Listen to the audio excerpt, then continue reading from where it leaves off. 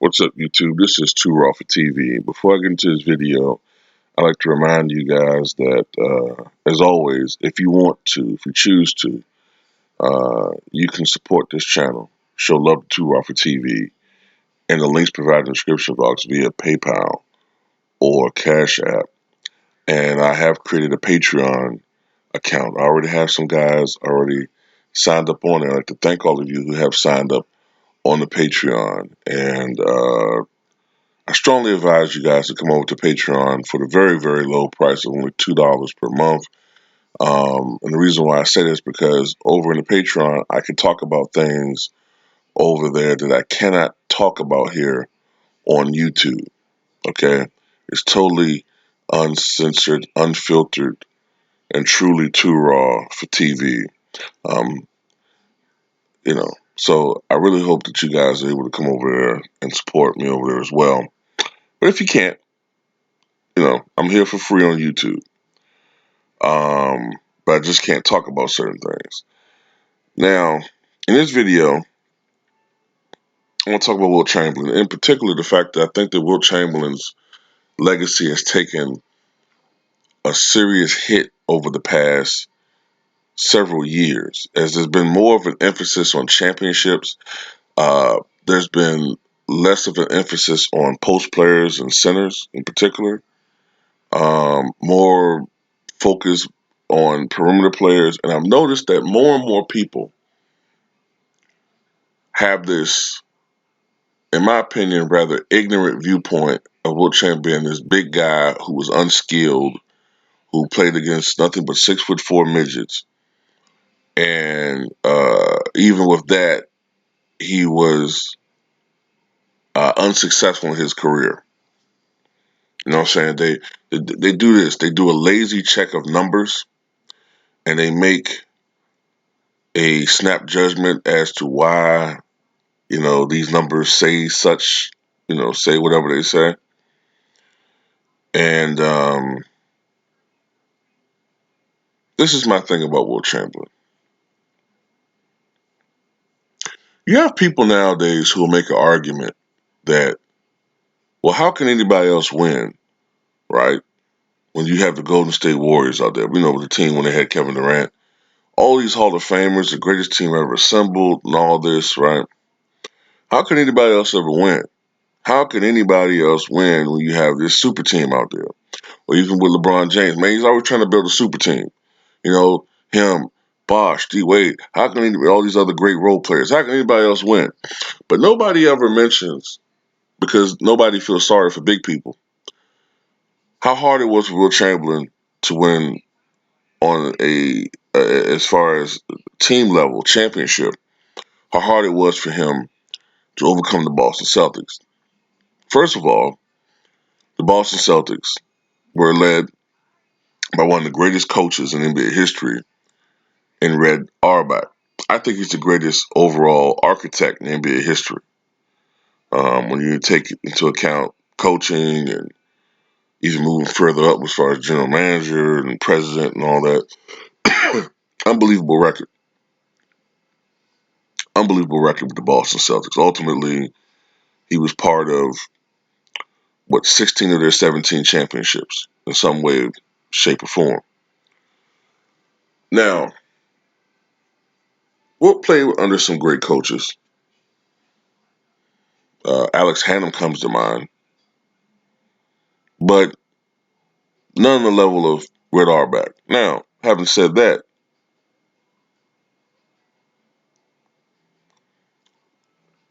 look at these teams that Wilt had to go against as far as the Boston Celtics. Of course, Bill Russell, probably the greatest defensive player of all time.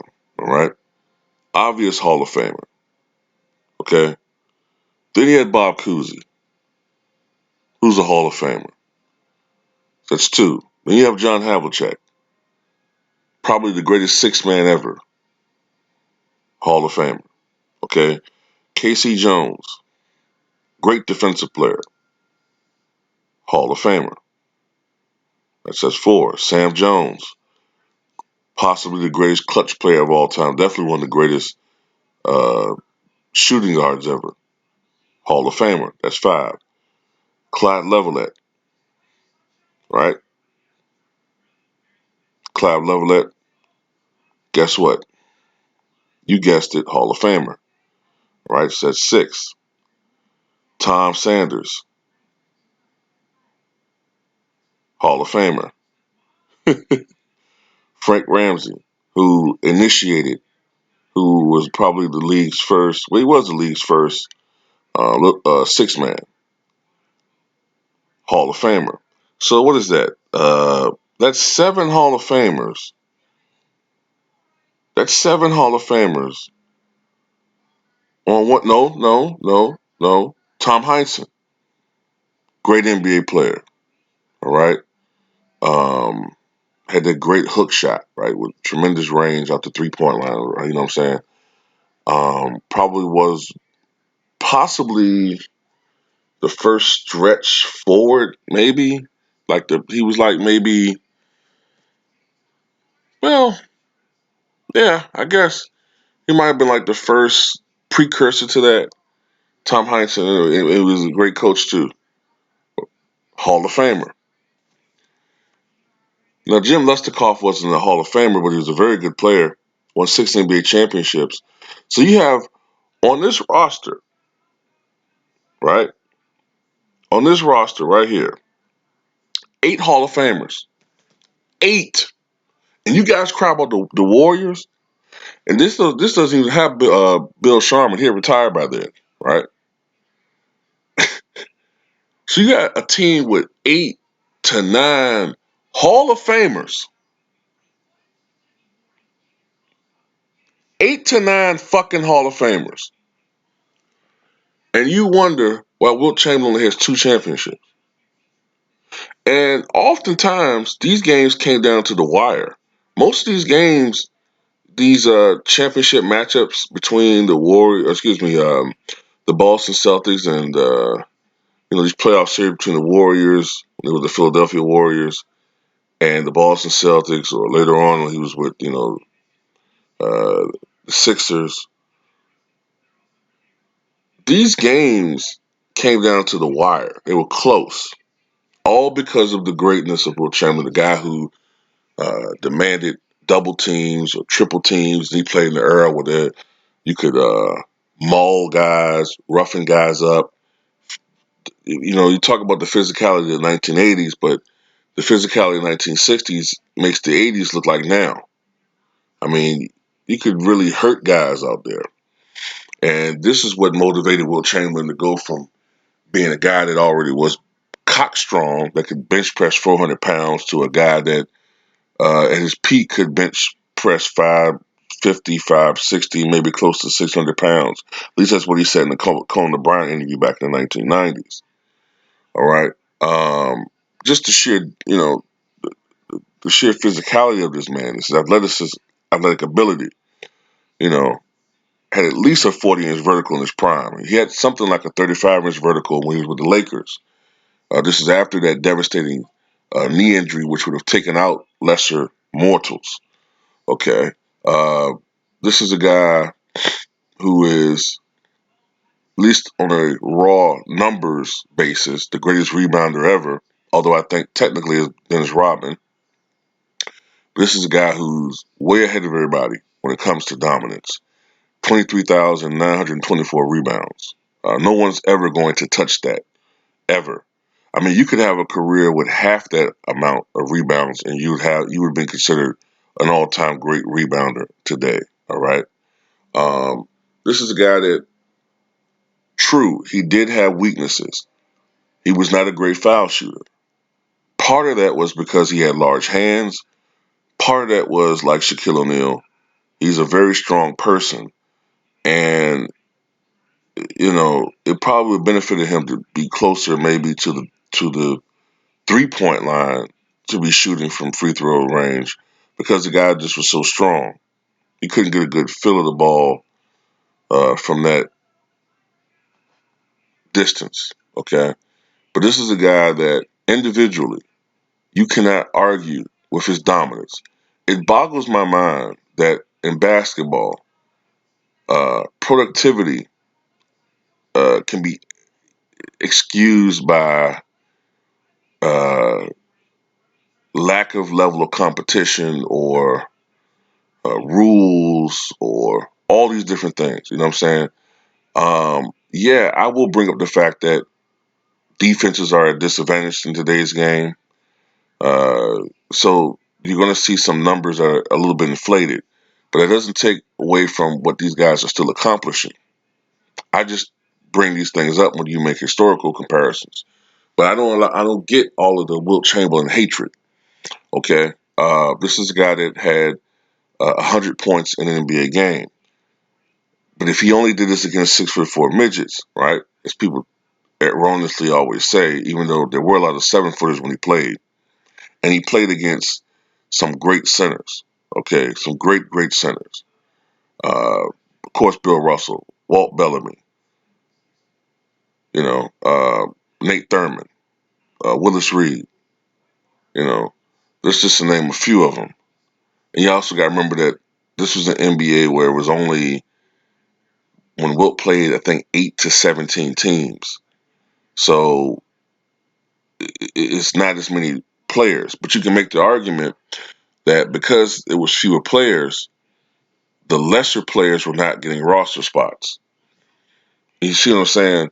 Uh, there's a reason why it was probably 8 Hall of Famers on the Boston Celtics because only the best players were playing.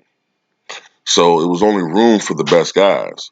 So, Wilt Chamberlain's going up against like the Bill Lambiers of the world. He's going up against the all-time best guys at that position. So, but this is a guy that had 100 points in the game, averaged 50 points in the season. These numbers haven't been replicated, even though you have rules changed to the fact that they help offensive guys. Okay, this is a guy that was a great passing big man. Um, Played with the Harlem Globetrotters in the late 1950s, and is the only center to lead the NBA in assists. But he's seen as just this selfish guy that didn't seem interested in team play or being a playmaker. This is a guy that was willingly. This is a guy that willingly changed his game by the Laker years, and in my opinion, outplayed Bill Russell in the defensive department. You know what I'm saying? He changed his game and played like Bill Russell.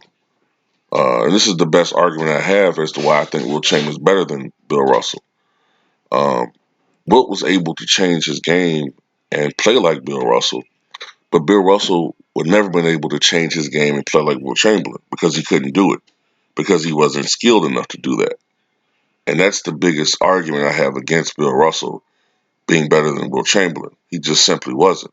Um, he might have been craftier in certain ways. I think he had a little bit higher basketball IQ. Um, but all of these euphemisms that people tend to say, like Bill Russell had the will to win, and Bill Russell was a winner. What the fuck does that mean? Somebody's a winner. I hate when people say that stupid shit. Bill Russell played on a great team. All right, he was a great player. Okay, he should get all the respect and adulation that he has gotten over the years. But you can't tell me that if you switched Bill Russell with Nate Thurman, that those Celtics teams still wouldn't have been very dominant. I don't believe it. I don't believe that if you put Nate Thurman on the Boston Celtics, that those teams still wouldn't have been dominant. And I also like to think that the average sports fan in those days was much more well informed, and the consensus opinion was that Wilt Chamberlain was the best player in the league. All right, Wilt Chamberlain had his jersey retired by, I believe, 3 different franchises. Okay, the Warriors, which took way too long and was after Wilt's death, the Philadelphia 76ers, okay, and the Los Angeles Lakers. I don't think there's any other player that's had his jersey retired by 3 different teams. Okay, he has 2 championships. All right. Yes, he's lost more finals than he uh, has won, but he has 2 championships, and both of those teams, the '67 Philadelphia 76ers, who went 68-13 that year, and the 71-72 Lakers, who at one point in time held the wins record, okay, are two of the greatest individual teams in the history of the NBA. In fact, that 67 team was considered the greatest team in NBA history during the first 35 years of the league's existence. They were voted the greatest individual team uh, back in 1980.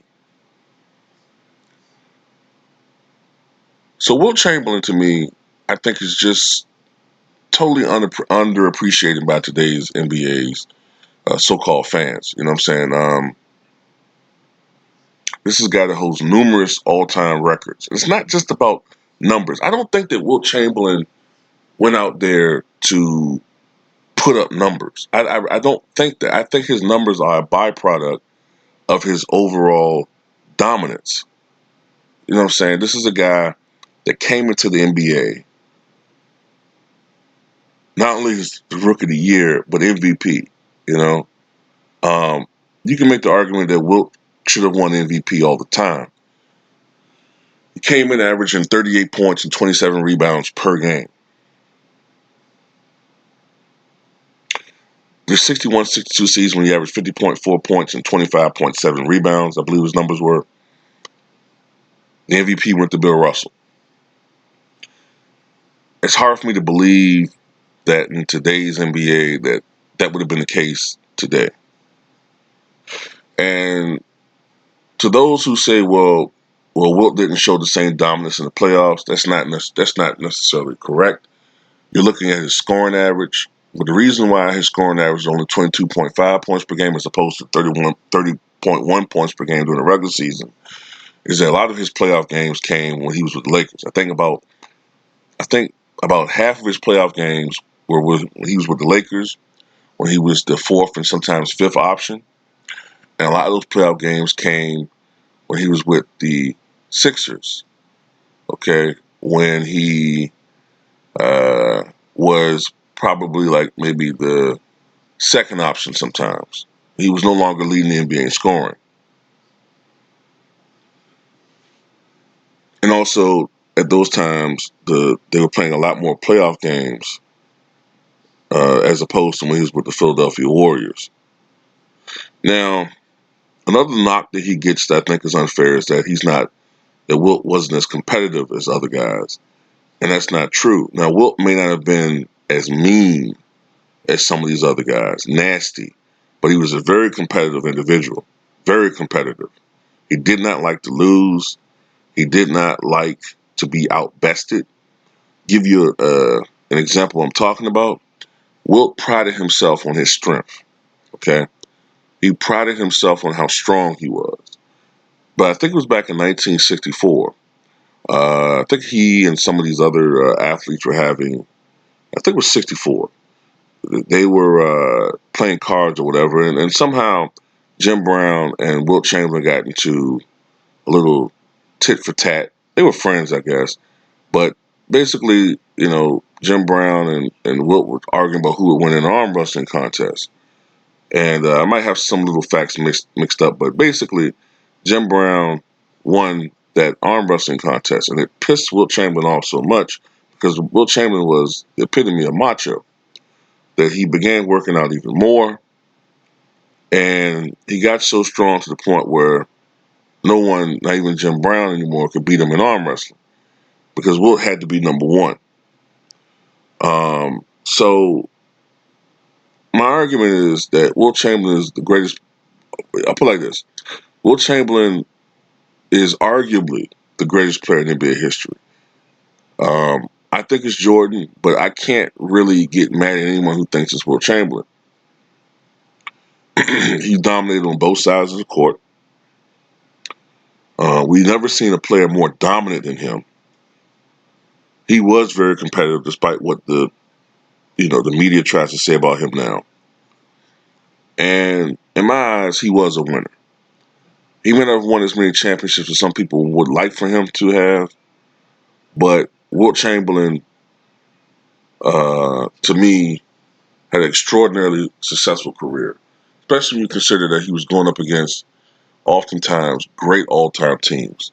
Even those New York Knicks teams that the Lakers lost to in the 1970s were all-time great teams with various Hall of Famers and very good players, like a Willis Reed, like a Dave DeBusschere, like a Bill Bradley, like a Earl the Pearl Monroe, like a Walt Clyde Frazier. So this gets lost in history because people just hear names, but these teams were all-time great teams.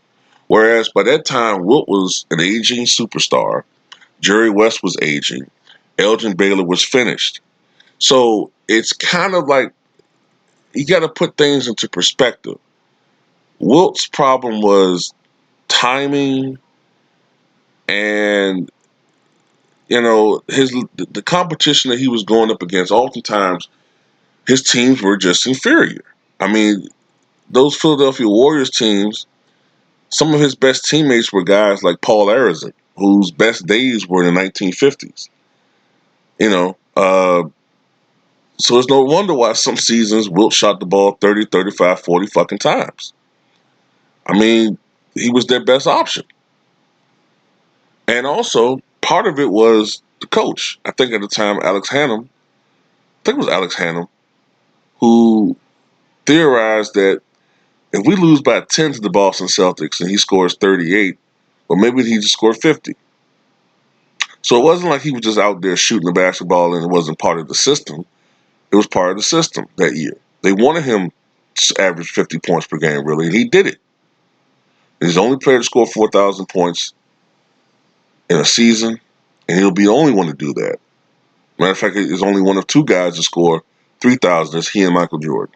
So that's all I got to say about that, man. I think Wilt Chamberlain is not getting his just due. He's one of the greatest athletes, period. I think he's one of the top 2 or 3 basketball players in NBA history. Abdul-Jabbar is of course up there as well.